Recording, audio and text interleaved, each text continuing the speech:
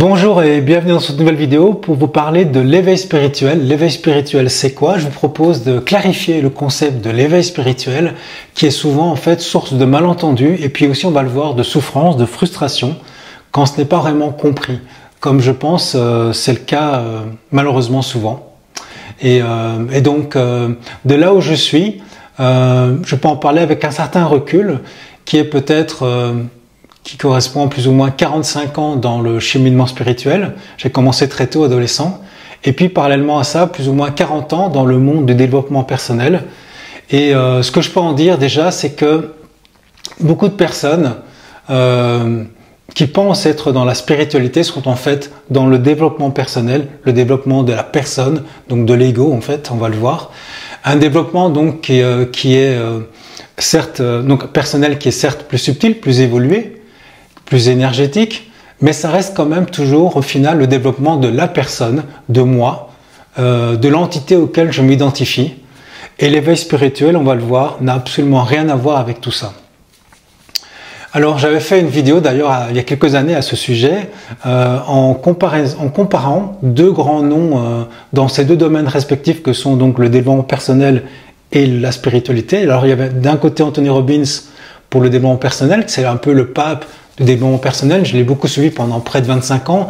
J'ai été à plusieurs de ses séminaires. J'ai adoré ça, c'était très intense. Et puis j'ai étudié vraiment à fond sa méthodologie. Je l'ai partagé dans mon métier de formateur en entreprise. Donc ça, c'est Anthony Robbins. Et puis d'un autre côté, on a aussi Eckhart Tolle, que vous connaissez sûrement. C'est l'auteur du livre Le pouvoir du moment présent. Et puis d'une dizaine d'autres livres qui sont passionnants, qui sont magnifiques. Je pense que j'ai dû les lire, je les ai écoutés 4 à 5 fois. J'aime bien les livres audio. Et donc c'est vraiment magnifique en fait, c'est donc une spiritualité authentique. Et donc à l'époque j'avais fait un tableau entre ces deux approches. D'un côté le développement personnel qui est donc le développement de la personne, et d'autre côté la spiritualité authentique et pas telle qu'on la voit un peu aujourd'hui et de manière peut-être parfois un peu trop commerciale ou très colorée. Qu'il y ait du commerce c'est pas un problème, mais parfois c'est un peu trop. Et très coloré on va le voir. Et donc le développement personnel, eh bien ça s'appuie sur le développement de la personne. Tandis que, donc c'est centré sur la personne en fait, tandis que la spiritualité authentique, ça s'appuie sur la disparition de la personne, sur l'impersonnel justement. On peut donc dire que c'est plutôt du développement impersonnel, si vous voulez. C'est-à-dire que le cheminement qui est proposé a pour but de réaliser qu'il n'y a personne, qu'il n'y a pas de moi réellement, c'est une illusion, et que la personne que je suis finalement c'est un concept, c'est une illusion, c'est une conception mentale. Donc d'un côté on va parler de développement de la personne, mais de l'autre côté, pour être plus juste, on pourrait parler de dépouillement personnel. Le dépouillement donc de la personne que je crois être, cet ego, qui est une idée en fait. Et toutes les croyances qui sont attachées à cet ego, aussi belles soient-elles, comme par exemple des croyances entre guillemets spirituelles, qui vont être du style j'ai une mission de vie, je suis aimé par des anges, par des guides de lumière, je crée ma réalité avec mes pensées, j'ai un contrat d'âme. Le point commun avec tout ça, c'est je, moi, moi, moi. Vous voyez? C'est pas négatif, c'est juste une constatation. Donc d'un côté, il y a le développement personnel qui donc va être l'idée d'être une personne qui réussit, une personne qui s'épanouit, une personne qui est comblée, qui est complète. Et puis si on va plus dans le subtil, comme on a vu, c'est une personne qui est en lien avec son âme, qui est en lien avec des guides éventuellement, qui a une mission de vie, etc.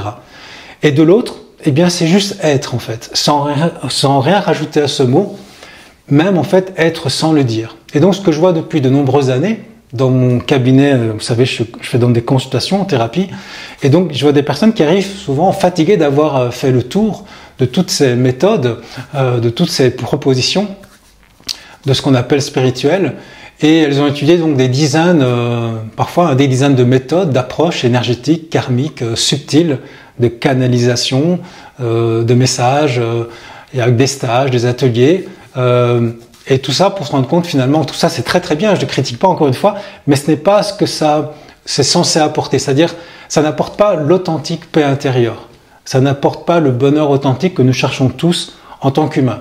Ceci dit, ça reste très intéressant, mais beaucoup de gens en sont déçus, frustrés, parce qu'il reste malgré tout évidemment une insatisfaction de fond. Et vous savez, donc tous ces stages où on va travailler à se purifier, à se nettoyer, on fait un effort vraiment pour se nettoyer notre karma, nos blessures, on va se connecter à nos anges gardiens, on va se connecter aux pierres aussi.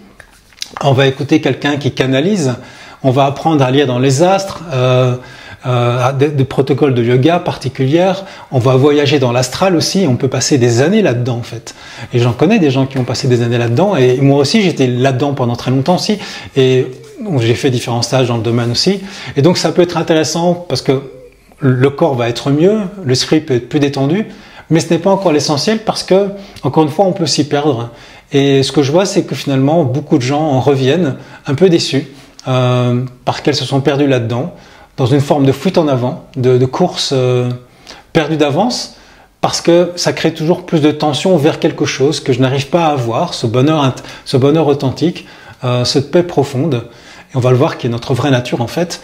Et c'est un peu comme vous savez ce slogan des années 80 là, avec je crois que c'est Canada Dry, ça ressemble à de l'alcool, c'est doré comme de l'alcool, mais ce n'est pas de l'alcool. Et bon, c'est un peu ça pour être un peu provocateur, ça ressemble à de la spiritualité, ça a un avant-goût de la spiritualité, mais ce n'est pas de la spiritualité, authentique en tout cas.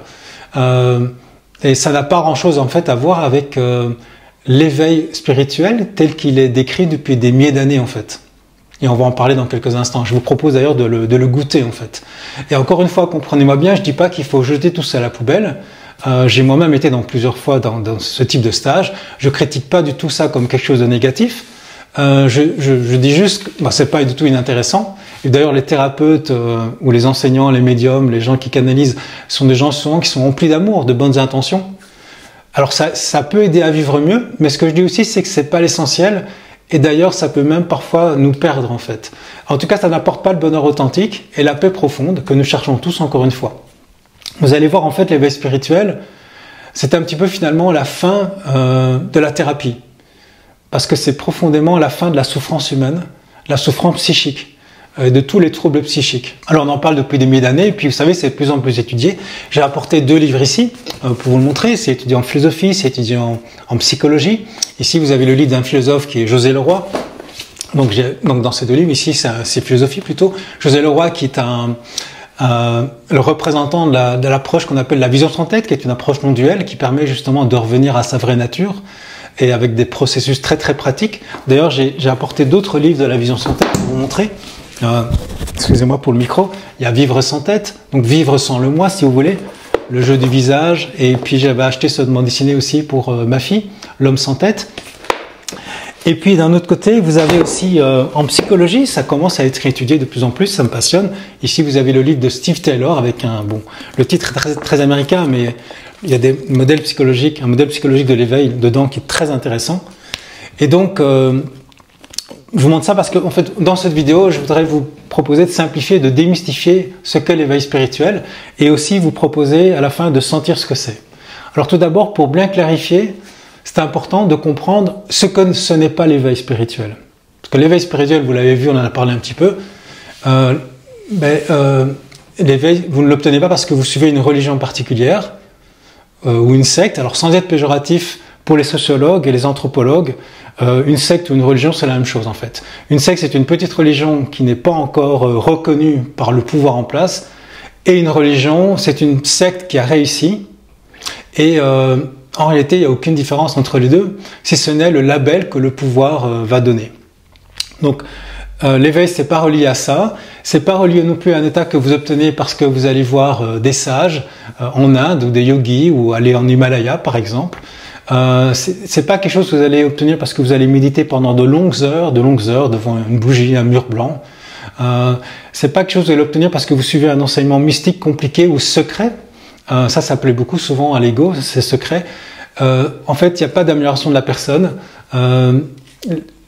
C'est pas ça en fait. L'éveil, c'est pas lié non plus à l'énergétique, c'est pas lié aux vies antérieures, c'est pas lié au monde astral, comme on pourrait le penser pour beaucoup, mais c'est pas ça du tout, parce qu'on peut se perdre là-dedans.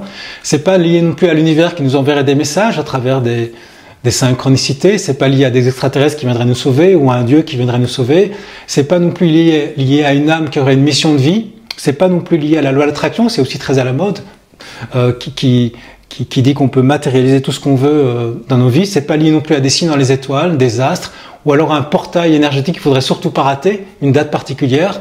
La numérologie, c'est pas lié aux anges, c'est pas lié à toutes ces forces en fait, c'est pas lié à tout ça et vous n'êtes pas du tout plus éveillé parce que vous faites tout ça. Alors ça peut vous aider encore une fois, ça peut être intéressant, ça peut vraiment être intéressant, mais ça peut nous perdre comme j'ai expliqué auparavant. Et donc l'éveil, c'est pas non plus une expérience en fait, c'est pas non plus un état, parce que les expériences et les états sont impermanents. Et l'éveil, c'est quelque chose qui est totalement stable, on va le voir. Alors pourquoi c'est pas tout ça?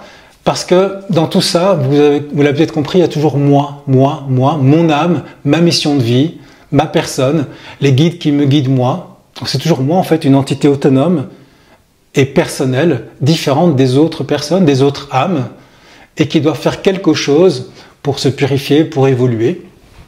Et donc on peut parler d'ego en fait, d'ego spirituel.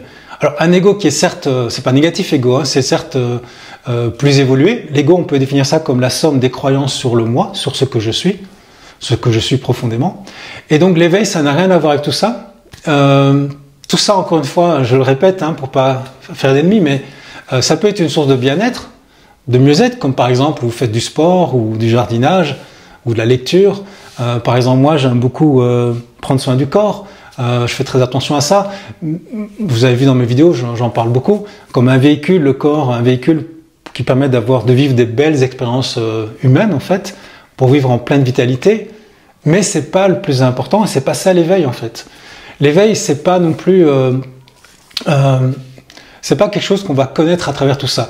On peut être malade et accéder à l'éveil spirituel malgré tout. D'ailleurs, c'est souvent la souffrance qui nous amène à l'éveil spirituel. Ça a été mon cas.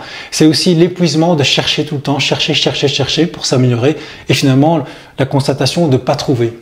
Et donc le danger avec toutes ces idées de spiritualité qui restent collées à l'idée d'une entité, vous avez compris, une entité indépendante qui devrait faire quelque chose, c'est qu'on peut donc se perdre là-dedans, je l'ai dit, on peut s'épuiser en cherchant toujours à s'améliorer, à se guérir, à voir ce qui ne va pas chez nous, à se purifier.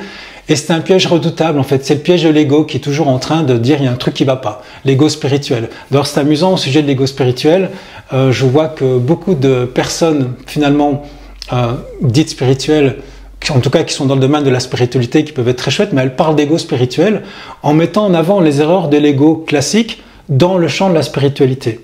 Ok, mais c'est pas que ça en fait. L'ego spirituel, en fait, vous savez, l'ego classique qui dirait dans le champ de la spiritualité, je suis un enseignant parfait, je suis une personne parfaite, etc. Ça n'a rien à voir.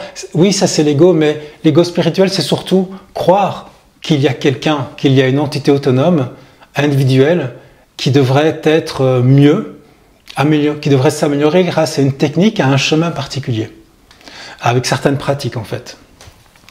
Et donc, ça ne veut pas dire que tous ces guides de lumière, ou les anges, ou les extraterrestres, ou le monde astral, ou la vie après la mort, tout ça, ça n'existe pas. Ça ne veut pas dire ça. D'ailleurs, très certainement, ça existe, parce que des faits et des témoignages, il y en a beaucoup, en fait. C'est juste que ce n'est pas l'essentiel en fait, vous voyez, c'est pas l'essentiel, encore une fois. Et après maintenant avoir dit tout ce que ce n'est pas, et avant de vous dire ce que c'est, je vous propose aussi de vous dire, c'est très important de vous dire que c'est accessible en fait, l'éveil spirituel à tout le monde. Quel que soit, nous l'avons vu, notre état de santé, mais également quel que soit notre âge, quelle que soit notre intelligence, quels que soient nos diplômes, quel que soit notre passé, quel que soit notre degré de souffrance, c'est accessible. C'est vraiment accessible à tout le monde, en tout temps, en tout lieu.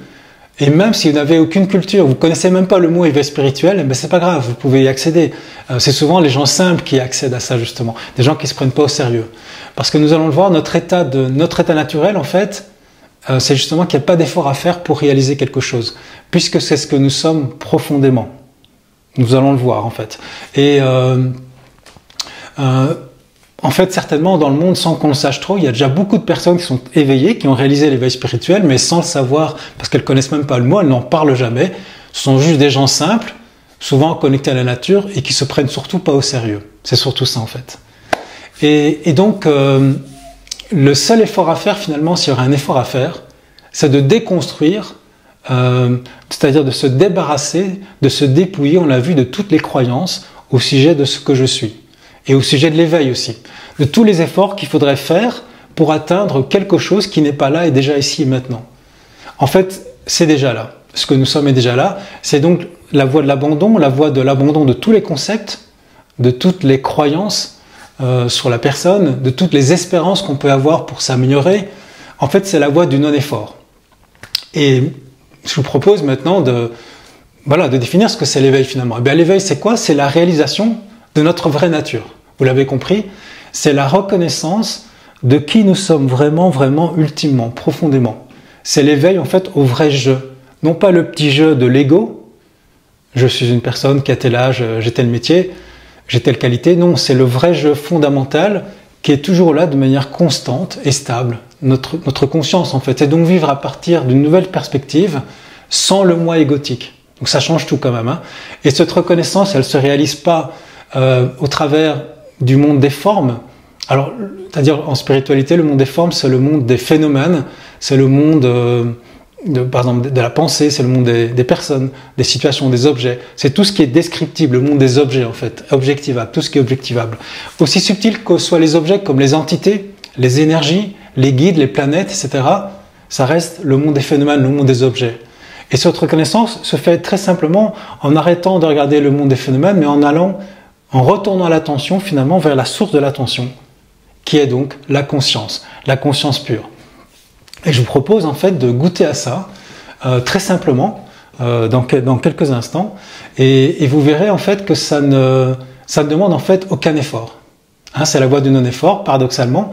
Et ce qu'il faut, c'est justement arrêter de faire des efforts, parce que parfois on fait des efforts, on se rend pas compte qu'on est tout le temps en train de faire des efforts, alors qu'on est tout le temps crispé en fait. On est souvent très agité mentalement sans s'en rendre compte. Un petit peu comme quelqu'un qui serait tout le temps crispé dans son corps. Imaginez, il se tient comme ça, il est tout le temps crispé, et on lui dit, et il ne se rend pas compte, mais arrête de te crisper.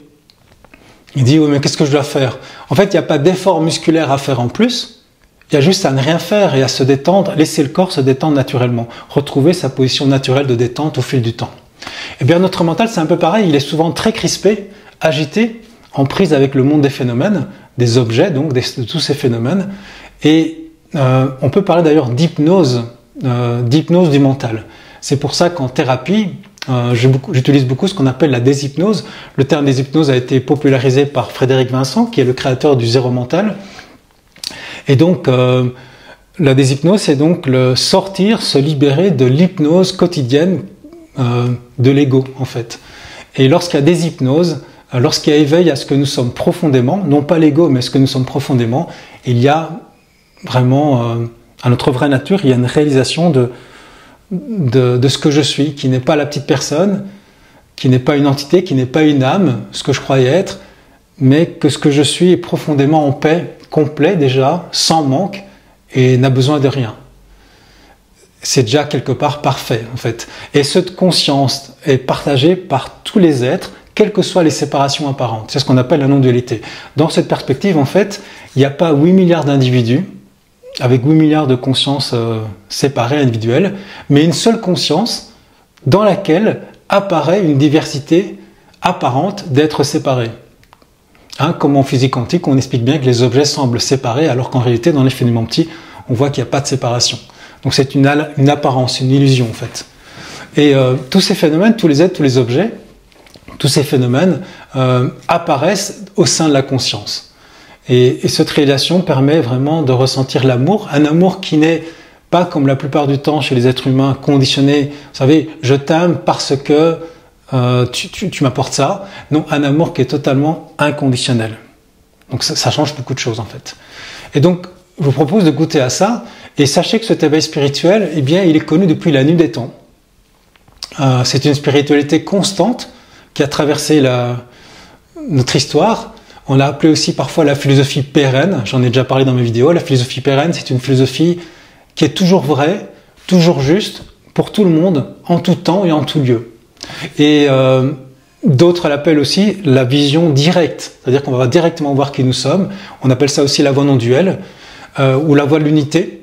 On la retrouve bien sûr chez le Tao, le Zen, chez Héraclite, dans le soufisme, dans le bouddhisme, dans le christianisme, avec Maître Eckhart et plein d'autres aussi, dans l'islamisme, dans le judaïsme, j'avais dit, l'hindouisme. Et on retrouve en fait dans toutes les grandes spiritualités du monde. Et quelles que soient les différences de ces spiritualités culturelles, religieuses, linguistiques, et puis temporelles, bien sûr, le message, il a toujours été le même, un message non duel, qui a toujours été constamment le même, en fait, au fil du temps. Ça n'a pas changé au fil des siècles. Et donc, cette philosophie pérenne, elle est basée sur quoi? Elle est basée sur le principe fondamental que la réalité ultime est une unité indivisible. Il n'y a pas de séparation. Il n'y a pas de séparation réelle entre soi et le monde, entre soi et les autres. Et donc, c'est une compréhension non conceptuelle. Alors là, on le comprend conceptuellement, mais on va le vivre. Ça dépasse donc le matérialisme qui propose une vision plus triste. En fait, l'idée, c'est une vision beaucoup plus enthousiasmante de la vie, puisqu'il n'y a pas de division, il n'y a pas de séparation. Alors je vous propose de goûter à ça, peut-être c'est plus intéressant, de voir ce que c'est l'éveil spirituel, d'en avoir un avant-goût, pas juste le comprendre intellectuellement. Et donc je vous propose pour ça de fermer les yeux, parce que les yeux ouverts, on est distrait par le monde des phénomènes, visuellement, hein, tout ce qui se passe. Et donc le fait de fermer les yeux, on va plutôt regarder à l'intérieur, plutôt qu'à l'extérieur. Et ça permet d'aller dans la voie de l'abandon. Et donc je vous propose de fermer doucement les yeux maintenant pour goûter à ça, et de jouer comme un enfant. Donc on va fermer les yeux ensemble, et faire comme un enfant qui oublie tout. C'est comme un jeu, on fait un jeu en fait. Et vous allez oublier les pensées, vous allez oublier tout, il n'y a plus de pensée, il n'y a plus de pensée sur le passé, il n'y a plus de pensée sur le futur, il n'y a même plus de pensée sur le présent, il n'y a aucune interprétation, il y a juste être. Rappelez-vous, être, sans penser, juste être.